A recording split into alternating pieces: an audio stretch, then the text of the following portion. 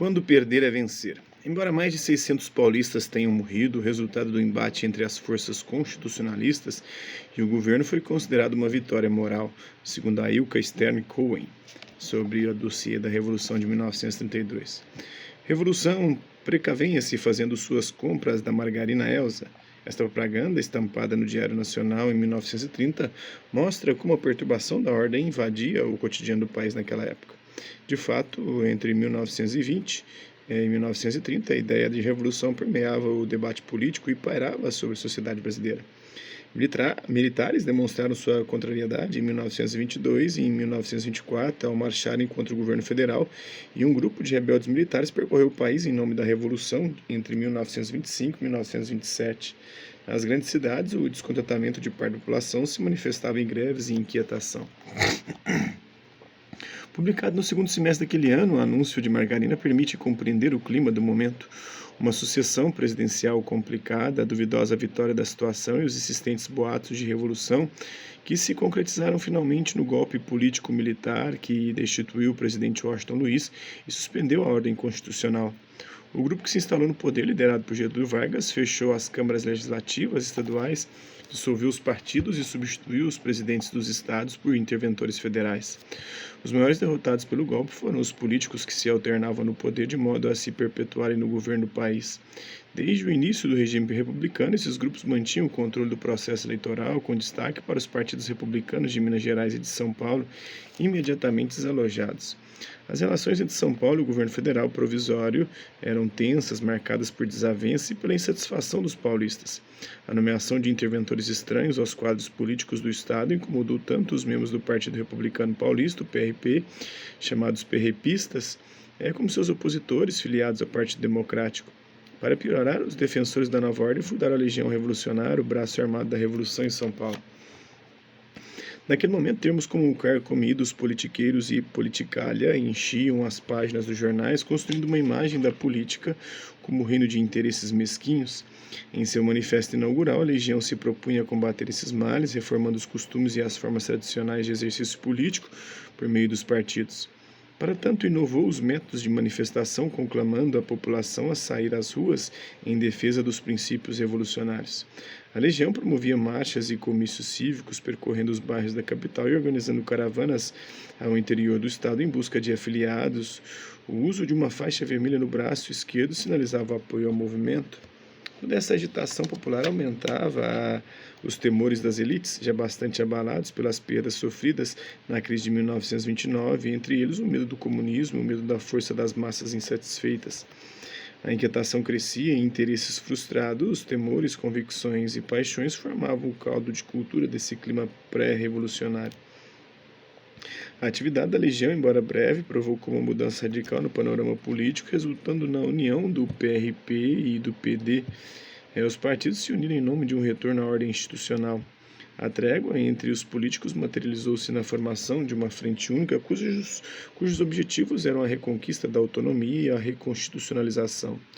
Lideranças paulistas se deslocaram para o Rio de Janeiro inúmeras vezes, reivindicando a possibilidade de escolher seus próprios governantes e a convocação imediata de uma Assembleia Constituinte. Então, nós temos aqui, a nota do Tesouro do Estado de São Paulo. Durante a Revolução, os constitucionalistas emitiram dinheiro com lastro no ouro arrecadado entre a população. E tem um cartaz aqui de convocação, soldado junto às bandeiras do Brasil e do Estado de São Paulo, o símbolo da luta dos paulistas pelos seus direitos negados por Vargas. Então, termos como carcomidos, politiqueiros e politicalha enchiam os jornais, construindo uma imagem da política como um reino de interesses mesquinhos. A indefinição de Vargas provocava um clima de conflito constantemente alimentado por manifestações públicas, passeatas, comícios, nos quais se clamava pela convocação de eleições. Também na imprensa fomentava-se um clima de animosidade crescente contra a ditadura instaurada. Os discursos manipulavam os sentimentos de humilhação e orgulho. E neste, o grande estado de São Paulo, a locomotiva que puxa os vagões, o berço da nação, o símbolo da modernidade, encontrava-se esmagado por um governo considerado despótico e ilegítimo. Em 1931 e 1932, a tensão e a instabilidade marcaram as relações entre o governo federal e os políticos locais. Os paulistas, além de terem que engolir os interventores, ainda suportaram a perda de controle sobre as decisões referentes à política econômica, né, o que afetava imensamente os interesses dos cafeicultores. Uma conspiração para derrubar o governo começou a tomar corpo já em abril de 1931, com o envolvimento de políticos de São Paulo e de outros estados, apoiados por setores do Exército. Enquanto membros desses dois grupos viajavam pelo país para obter apoio, os estudantes organizavam a adesão popular com comícios na Frente Única, clamando por legalidade, constituição e autonomia. A Associação Comercial de São Paulo e a Federação das Indústrias, sindicatos e entidades, como a Liga Paulista Pró-Constituinte, também apoiavam a mobilização. Qualquer pretexto servia para juntar a multidão. Em janeiro de 1932, por exemplo, o aniversário de São Paulo foi comemorado com um enorme comício na Praça da Sé. A multidão empunhava bandeiras do Estado, além de cartazes com palavras de ordem, como tudo pelo Brasil, tudo por São Paulo, abaixo a ditadura ou ainda a Constituição é ordem e justiça. Os ânimos se acirraram, particularmente quando Getúlio Vargas concordou em nomear o interventor civil e paulista, conforme a exigência da Frente Única. Indicado pelos paulistas, após longas negociações, o governo federal nomeou o embaixador Pedro de Toledo. Na data marcada para o anúncio de seu secretariado, 23 de maio, houve um enorme comício na Praça do Patriarca, na cidade de São Paulo. Incitada pelos discursos inflamados de líderes estudantis e políticos e inquieta devido às informações desencontradas sobre as negociações entre o emissário de Getúlio Vargas e os políticos paulistas, parte da multidão que estava na Praça do Patriarca saiu em direção ao Palácio dos Campos Elíseos, onde se faria o anúncio. Em meio à confusão, o grupo decidiu atacar a sede da Legião, que abrigava os jornais getulistas Correio da Tarde e A Razão. Enquanto isso, outros invadiam as lojas de armas, começando um enorme tumulto que resultou em tiroteio com 13 mortos e muitos feridos. O relato oficial registra a identidade de 4 deles, o Miragaia, o Martins, o Drauzio e o Camargo, como símbolo da luta. As iniciais de seu nome, MMDC, batizaram a primeira milícia civil encarregada dos preparativos para a guerra contra os desmandos do governo federal.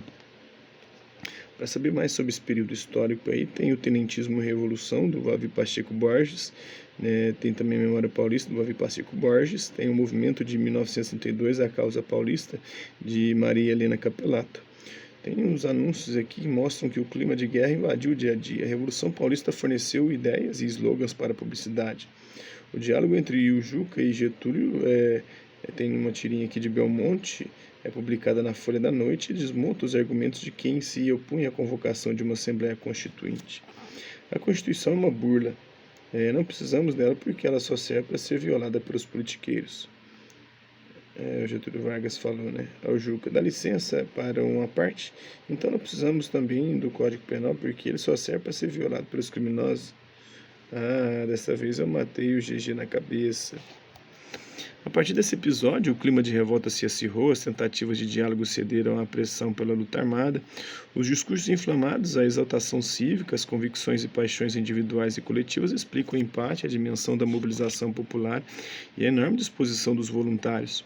Convencidas por seus representantes políticos, as elites assumiram a liderança da luta. A população paulista foi levada de roldão, envolvendo-se no recrutamento de voluntários em treinamentos militares, coleta de fundos para a compra de armas e munição, confecção de uniformes e equipamentos, entre outros preparativos. Do ponto de vista militar, o comandante da 2ª Região de São Paulo, Euclides de Figueiredo, contava com reforços provenientes de Mato Grosso e do Rio Grande do Sul, que jamais chegaram. Rapidamente, o governo federal conseguiu sufocar o movimento, circunscrevendo-o ao território paulista. A guerra começou na noite de 9 de julho, com ciclistas e motociclistas distribuindo as ordens de mobilização nos diferentes pontos de reunião espalhados pela cidade. No dia seguinte, um domingo, o Largo de São Francisco estava coalhado de jovens voluntários que procuravam os postos de alistamento para se juntar aos soldados que partiam rumo às frentes de luta. 3 meses e mais de 600 mortos depois, os paulistas se renderam e os políticos envolvidos no movimento foram presos e exilados. Sufocado o movimento, Getúlio Vargas marcou as eleições para a Constituinte para maio de 1973, num gesto de aproximação com os políticos de São Paulo. A convocação foi imediatamente assumida como uma vitória moral. Perdemos, mas vencemos. Tornou-se a versão oficial do episódio. A Ilka Stern Cohen é autora de Bombas sobre São Paulo, a Revolução de 1924, da Unesp. Desde os primeiros dias da Revolução, voluntários procuravam os postos de alistamento para se juntar aos soldados que partiam rumo às frentes de luta. O interventor Pedro de Toledo, civil paulista, se tornou governador de um estado em guerra contra Getúlio. Tem a capa do jornal A Gazeta, o celebrou 25 anos depois, em 1957. Ânimo e desvantagem. A Guerra Paulista teve início com a mobilização dos batalhões na manhã de 10 de julho. As negociações entre os militares e os políticos envolvidos previam o auxílio de unidades do Exército provenientes de Mato Grosso, além da colaboração de Minas Gerais e do Rio Grande do Sul. Esses apoios não se concretizaram e o governo federal conseguiu impedir o avanço das tropas paulistas.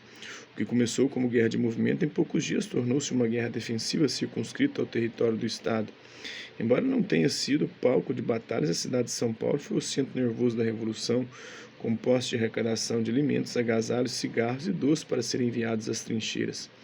Entidades patronais, a Santa Casa de Misericórdia, clubes e associações envolveram-se na coleta de fundos, jornais e estações de rádio divulgavam notícias animadoras no intuito de manter o moral da população e o empenho na luta.